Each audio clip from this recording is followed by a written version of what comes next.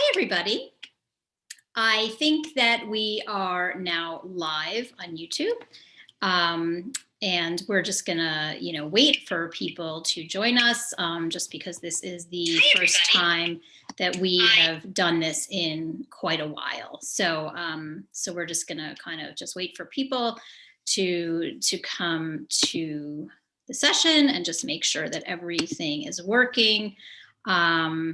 For those who are watching, and I see there aren't all that many, but for those who are watching, if you could just type something into the chat, just to say hello and, just to see that I can, receive those messages, that would really be terrific. And if you could just let us know where you're from, we really like to know where people are watching us from, so we kind of get a sense of, what audience we are sort of, directing this to. Okay, Daniel. All right, so terrific. So I know that we are now live and everything's working, so there are no technical problems, so that's excellent. So welcome to MedEdits YouTube channel. I am Dr. Jessica Friedman, and I am the founder and president of MedEdits Medical Admissions. And we did these offers hours last year around this same time, and they worked out really well. We did these during peak application season, which we are now entering into, and students and parents found them really, really helpful. Honestly, we had a super busy season last season with our students, so we stopped doing office hours just because, things were so busy. But my intent this year is to continue these, because students and parents did find them very, very useful. And, it was a good way to, kind of broadcast a lot of information and to answer your questions and, to offer the guidance that we can offer as our students are going through this application process again this year. So, as far as what is going on at MedEdits, right now we are wrapping up our last application cycle, and our students, many of them have already declared where they're going to medical school. Some have not yet declared. They're, kind of waiting until tomorrow to do that. But our students really did incredibly well this year, despite the bump in applications that happened last year. Now, looking at the data, talking to some people in admissions and just kind of being aware of the trends that were out there, this bump in admissions really was not the Fauci effect. And I know that, kind of that was coined, by some people in the media, but it wasn't Fauci, even though we all love Dr. Fauci. If there is a Fauci effect, it's going to be a few years from now, because as all of you know, it takes a lot to be able to apply to medical school. So there's a lot of preparation and a lot of test taking, course taking, experience gaining that needs to happen before you apply. So rather than this being the Fauci effect, what the bump probably was a result of COVID and a result of the fact that all of us, this time last year, were sitting around. We didn't really have much to do. Our plans were all canceled. And well, you know what? Since my gap year plans are canceled and my summer plans are canceled, I'm going to apply to med school and just give it a shot this year. So we think that was a lot of what happened, is that people decided to apply to medical school when they weren't originally planning on applying to medical school, either because their plans were canceled or because medical schools were being more lenient with regards to when students could take the MCAT. So as all of you may know, last year, medical schools allowed for a later MCAT test date. Some schools did not require the MCAT. The vast majority, overwhelming majority of schools this year are requiring the MCAT, with the exception of just a couple of medical schools. So, that bump in applications probably was because students were applying who maybe shouldn't have been applying and wouldn't have been applying if it had been a normal year. So nobody really knows at this stage what the environment is going to be this year. Is there going to be another bump this year? Is it going to stay the same? Is it going to go down? Are all the people who did not get in last year, are they all going to apply this year? We really don't know the answers to those questions since, AMCAS hasn't even opened yet. But those are all possibilities. We really don't know. I can just tell you that from our perspective, we did not see a change in our student success. So the students that we would have predicted would have done very well in the process did. And so we really didn't see any change in outcomes for our students based on our previous years. So the bump in applications really did not impact our students or their outcomes. So I think that should actually offer reassurance to this next upcoming class, as you get ready to apply. So, so I see that we have some people from California, New York. We certainly have, a very large California audience. So, feel free to, and we work with a lot of California students, and we had some great California acceptances this year. So we really know the California landscape quite well. And in fact, one of our faculty is, works in admissions still, in California. So we really understand the California environment. So Daniel says, I applied this past cycle. May I ask your thoughts between two schools I'm deciding between? Sure, Daniel, tell me where you got in. You got into more than one school? That's amazing. So you are definitely a success story. That's pretty incredible. Most students, the average is that you get, less than 3 acceptances. So the fact that you got 2, really means that you did quite well. Yes, California students are the best. So so Daniel, if you just want to type in where you're deciding between, you can go ahead and you can let me know that. And I'm happy to give my opinions on, not only the specific schools, but also on how do you choose between medical schools? And this is a big question that we get from our students, certainly, as well as from people who come to us trying to make that decision. Okay, so so you got into Case Western and Rochester. All right, Daniel, these are both fantastic medical schools. I consider them comparable with regards to overall status, overall prestige, okay? I can tell you that you're going to get great training at both of them. You're going to get great medical education at both of them, and you will be positioned to go to any residency from either of those medical schools, okay? So with each new phase of our educations, everything kind of starts over, okay? So when you're starting medical school, you're starting over, right? So the, every kind of the clock starts again, and you have to start doing what you need to do to position yourself well for residency. And I can tell you that is a very, it's a very different set of things that you have to do to prepare for residency than what you have to do to prepare for medical school. So what you want to do when you're assessing a medical school is, first of all, you want to look at the school's match list from like the past 3 to 4 years. And you want to get a sense of where are these students matching, not only where are they matching, but in what specialties are they matching.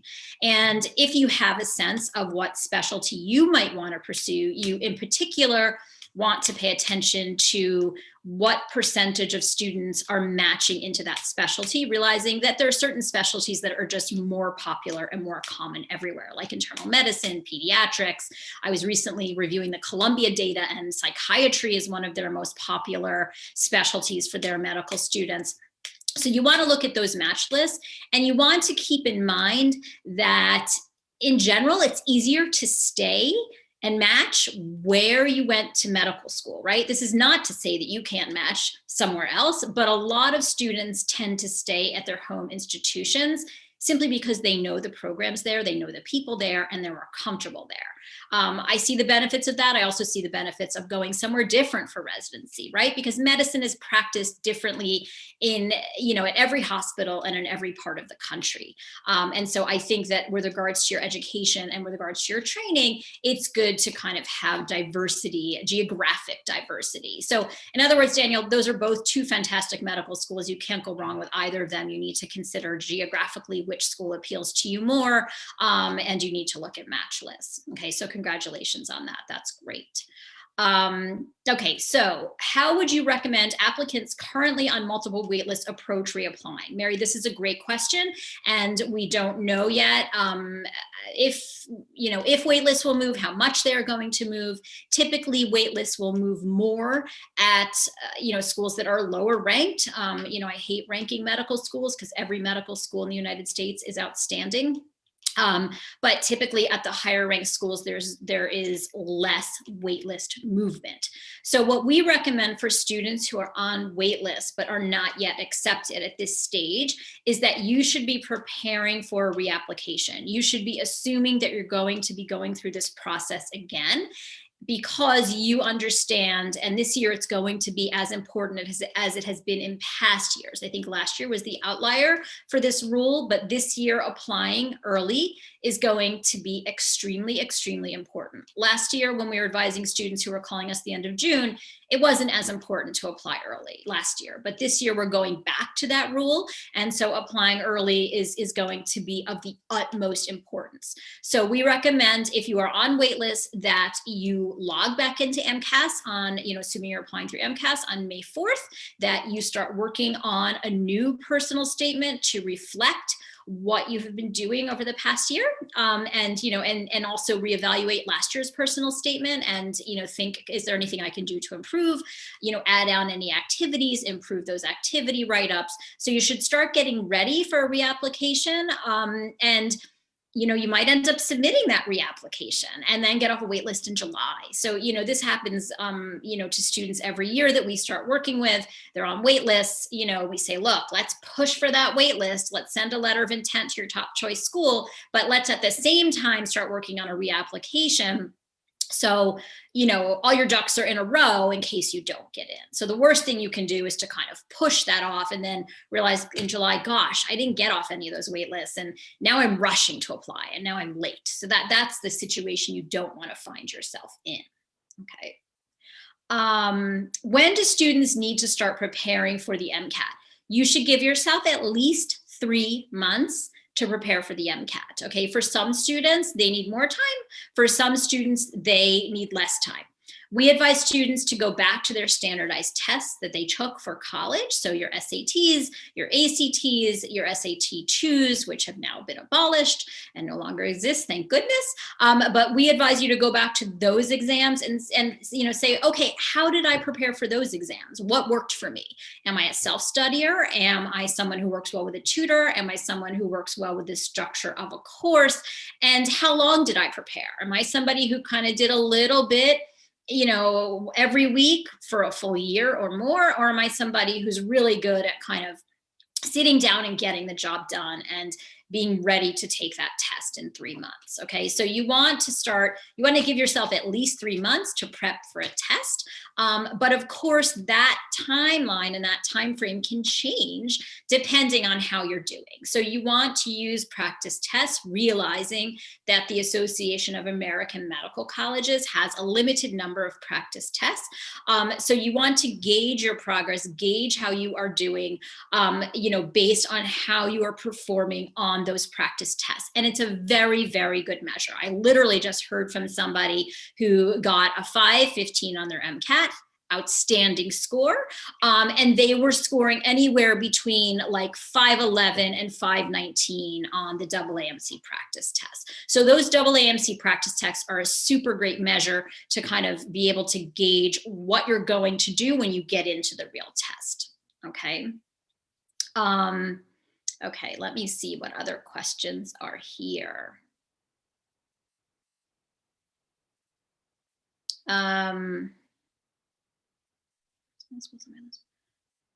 I don't, Neil, I'm not sure what your question is. I'm from Oregon, planning to apply this cycle. When I look at the MSAR, I notice med schools on my list are not represented. Should I apply to them? I'm not sure exactly what that means. So if you can clarify that, I'm happy to answer that question.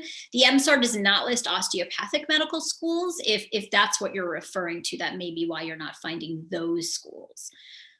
Okay. Okay, so my question, this is a great question. My question is, when evaluating an applicant, how much of a red flag is it when there is a big gap between one's science GPA and normal GPA?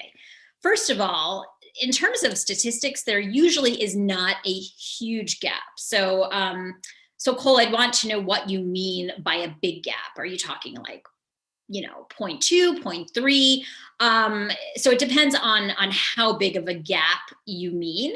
Ideally, we want students to have a 3.5 GPA overall, and we want them to have a 3.5 in both their BCPM GPA as well as their all other GPA. If there is a gap, I always present things in terms of ideal scenarios. We want the higher GPA to be in the sciences because those are the grades that matter most to medical schools. So I don't know if that answers your question. Okay, what is considered early when submitting your application, and how much does it hurt you to say apply in June?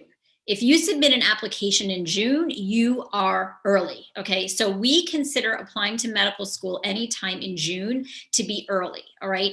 The way that, let's say, for students who submit an application as soon as AMCAS opens, which I think this year is May 26th, maybe May 27th, because they just changed that date by one day.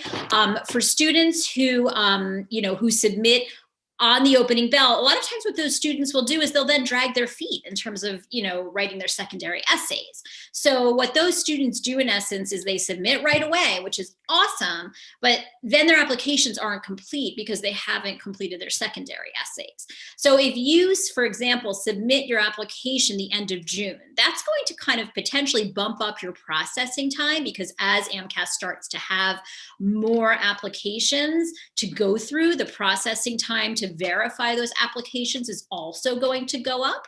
So it's likely at the end of June that you're kind of hitting the wave of applications coming in. So your processing time is going to increase. But what you have the luxury of being able to do in June, because at that point, all of the secondary essay prompts for all of the schools will have been released. So as soon as you submit your application, you can start working on your secondary essays, right? So then by the time you're actually verified, your secondary essays are just ready to go. So you are literally getting verified and turning your secondary essays around the next day. So that's how you kind of buy time in that situation. And we work with students all the time who use this strategy. So they end up not being late at all. They end up being complete at the same time as those students who submitted as soon as AMCAS opened. So that's a way around that.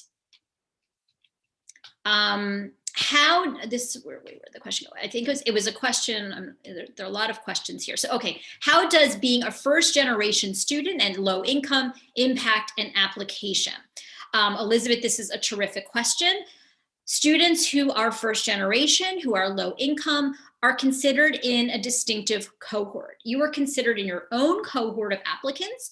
You have overcome adversities that students who have more resources have not had to overcome. That's not a bad thing for them, but medical school admissions committees will look at your accomplishments differently, right? Because they will look at your accomplishments through the lens of, wow, this person, did not have the resources, did not have parents who've been through the system.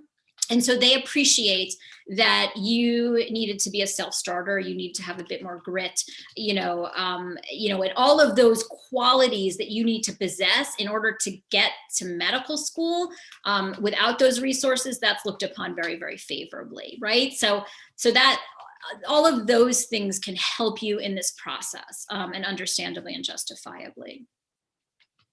Okay, Shilpa asked, so if I were to take the MCAT on June 19th, considering it takes a month to get scores back, where should that put me in regards to timing? So we consider the June 18 and June 19 MCAT to be perfect dates to take the MCAT, okay? And I think there are 2 dates. I think there's June 18 and June 19 this year with a release date that's a month later. So Shilpa, what I would recommend in this situation is that you still submit your application when AMCAS opens, or around that time. So, by the first week of June. Okay, so by working on your application while you're studying for the MCAT, you're submitting your application in the first week of June. Okay, then you're focusing those next 2 weeks completely on MCAT study, right? Because that MCAT score is so vitally important in everyone's success in this process. Then once you are done with your MCAT, then you're starting to work on your secondary essays. So you're probably going to be verified before your MCAT is back, right? But your secondary essays are going to be done probably around the same time your MCAT comes back, right? So again, the MCAT and the secondary essays are hitting the admissions offices at the exact same time. This makes you an early applicant, right? Because you are then complete at all your medical schools before August 1st, and that's early, okay? So that would be a great goal for you. But definitely spend those 2 to 3 weeks before the MCAT just completely focusing on the MCAT. Okay, this is a good question too. What is your advice for reapplicants about recommendation letters? Can I still use the same letters, academic and non-academic, as in the last cycle? So that is a great question, and absolutely you can use the same letters. The only recommendation that I would have is that you did something in the past year, and unless you had a job and the person who supervised you wrote you a letter last year, in that case, perhaps that person could rewrite a letter to reflect whatever your accomplishments have been over the course of this year. Or you were in school, right? And if you were in school and you were, taking classes either at the undergraduate level or at the graduate level, I am sure that you have professors who could write you additional letters of recommendation. So what we would want you to do is to take a look at all of those letters that you had from your last cycle and say, okay, which of these letters do I think were strong, which weren't strong, and do I have any new letters that could bump out some of those old letters, and that might even be stronger than some that were in my previous profile, okay? But unless your relationship or your accomplishments with the letter writer changed from the first write to the second write, there's really no need to have a rewrite of that letter. Okay, so this is a great question. What do admissions committees look for when it comes to volunteering, service, and shadowing?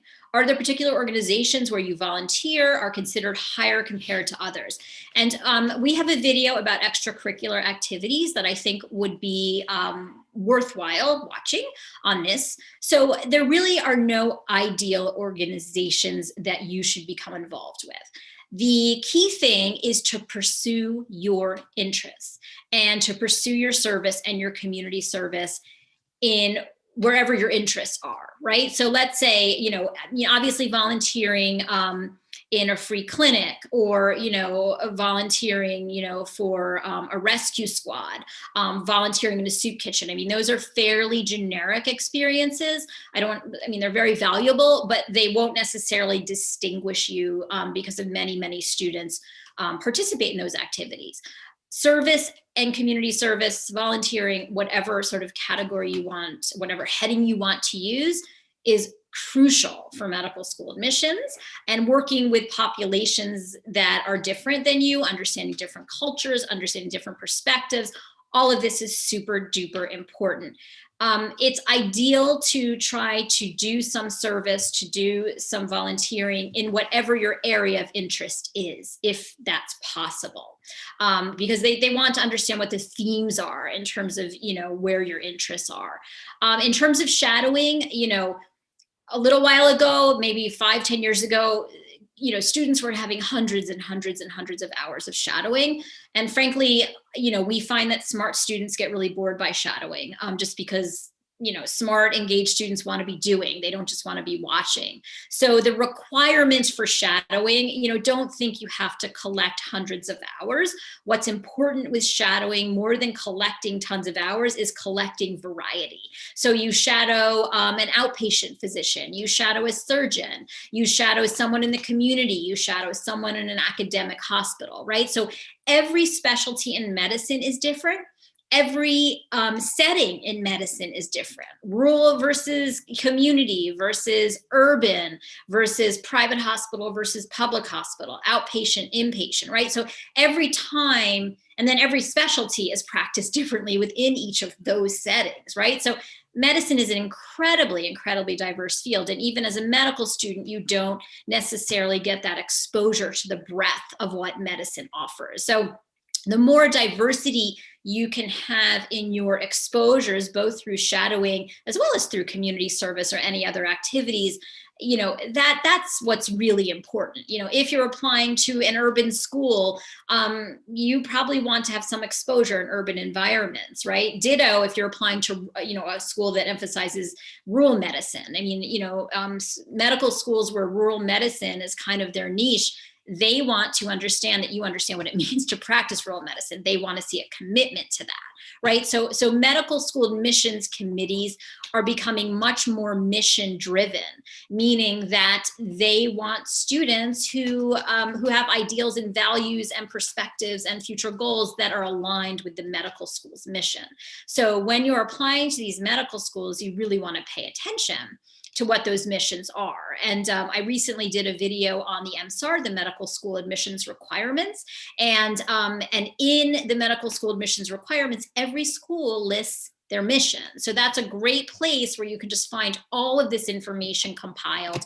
And so you don't have to jump from website to website when you're writing your secondaries. You can just go to the MSAR. And you can immediately see every school's mission to make sure that your secondaries, are aligned with what that school is seeking, right? But of course, medical schools are also looking for authenticity, so you want to make sure that you have evidence to back up anything you say. Okay.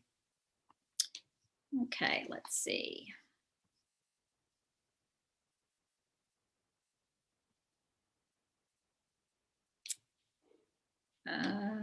Okay. Generally, for a lower science GPA, would a post-bac program be more preferable than clinical or scientific work experience for a gap year? This is a wonderful question too. So again, it depends on what your GPA is.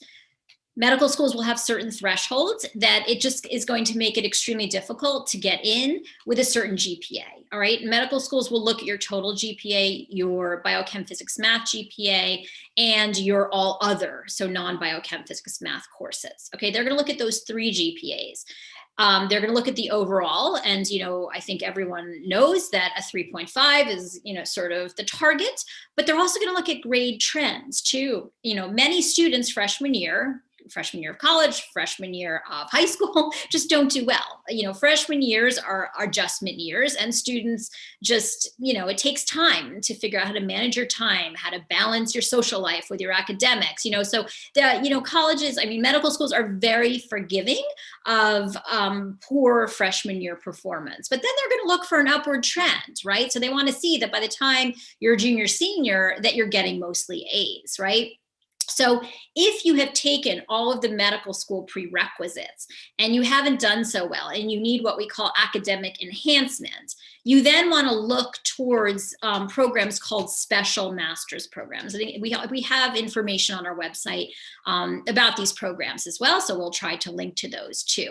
But special master's programs are specifically designed for students who had less than stellar undergraduate performances, and they want to boost their academic performance, right? So they're specifically designed for pre-medical students for that very reason.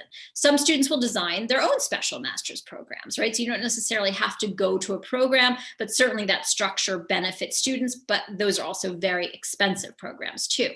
Now, you're doing a post-bac program only if you are what we call a career changer, or you're somebody who decided after undergraduate college that you wanted to be a doctor. So post-bac programs are designed for the person who did not take their prerequisites. So, you know, they're not prepared to apply to medical school by the time they graduate. So those are really two distinct paths, and those two paths are taken by two very different groups of people. So they're often, those terms, post-bac and special masters, are often used interchangeably when really they shouldn't be, since they're really for very, very different, you know, students who have different goals.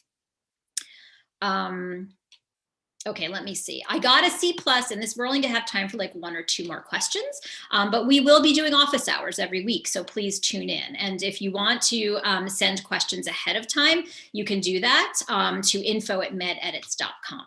So I got a C+ in Physics 2 as a senior last semester. So as a senior last semester. So okay, so you're probably graduating this year, I think. My overall GPA is a 3.65 and science GPA is a 3.5. That's good. My MCAT score is a 515. Do you think I'm ready to apply, or should I think about pursuing an SMP? No, Rohit, that's a good profile. So I assume we would want to look at all of your grades. We would want to see that the C+ was an outlier. You know, if you got a C+ in Physics 2, I'm assuming you got a better grade in Physics 1. The MCAT certainly suggests, you know, mastery, so that's good. And we would want to see that you had an upward trend, and we would also want to look at your other experiences, right? So, but just based on these numbers alone, I would not say that you had to pursue an SMP. Students who are pursuing SMPs are generally students who have below 3.5, you know, sometimes like closer to like a 3.3, honestly. We certainly work with students who have 3.4s who are successful in this process. If there are other things that, you know, help to distinguish them based on their experiences, based on their grade trend, based on their interests, right? So we definitely like to look at the whole package and look at things holistically, because that's how medical school admissions committees evaluate applications as well. Okay, so we're going to go with one more question. Okay. Okay, hold on. Do you need to graduate from a top school to get into a good residency? What do they look for? Okay, this is a really loaded question, because the USMLE step 1 is becoming a pass-fail test. So it used to be that the USMLE step 1 was a quantitative test, meaning that you got a 3-digit score, okay? Even though it was originally supposed to be a qualitative test, it started not to be used that way. And this is why, you know, the USMLE is finally changing it to pass-fail, which is something that has been in the works and has been, it's been discussed for years and years and years.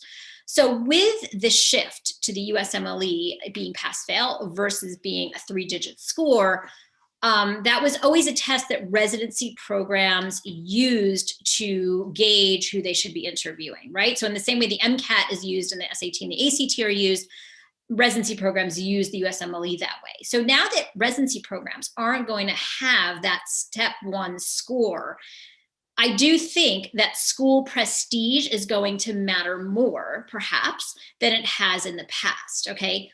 I can tell you that residency programs, since I was, you know, a residency associate, residency director, I can tell you that they're not thinking about this yet, okay? Because residency is so busy, because you're training tomorrow's physicians, literally, and you're working clinically, and you have a ton of administrative and teaching responsibilities. So residencies tend to only deal with things once it's literally at their feet. So I can tell you no one's thinking about this yet, but just kind of anticipating what is going to be important, more important in the future when applying for residency. Definitely the prestige of the school, the reputation of the medical school, letters of recommendation, and you know, contacts, and away rotations. So those are all things that you want to think about when you're looking at medical school. How flexible is the 4th year? And I realize that for some of you, this is so far into the future, and you know, but when you're looking at medical schools, actually, this is a good point for the Case Western versus Rochester question. You want to find out how flexible the 4th year curriculum is. When does the 4th year curriculum start? And how many what we call away rotations are you allowed to do in your 4th year? Okay, so, for residency, away rotations have always mattered for the most competitive specialties, not as much for the less competitive or the bigger specialties like internal medicine. And it's going to be interesting if that shifts in light of USMLE now going to pass fail. So these are all, things to think about. So I hate cutting everybody off, because you all have such, good questions. So I'm just gonna answer one more question. Would taking an early June MCAT be considered late? No, that is not late. That is perfect. If you had all applications verified and other parts ready, no, you're completely fine. The key is to do as well in the MCAT as you possibly can. So if by taking a early June MCAT, that's when your best performance is going to happen, you take it in early June.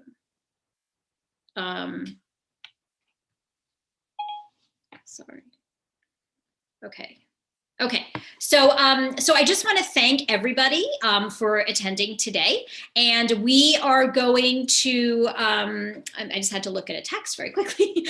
We are going to be holding these office hours every week. So please, tune in this time next week. And I'll also have an exciting announcement this time next week as well for something new that we are launching at MedEdits that I think will be helpful for all of you as you get ready to apply to medical school. Also, please go to our website and sign up for a free 15-minute consultation. We love talking to students and prospective applicants.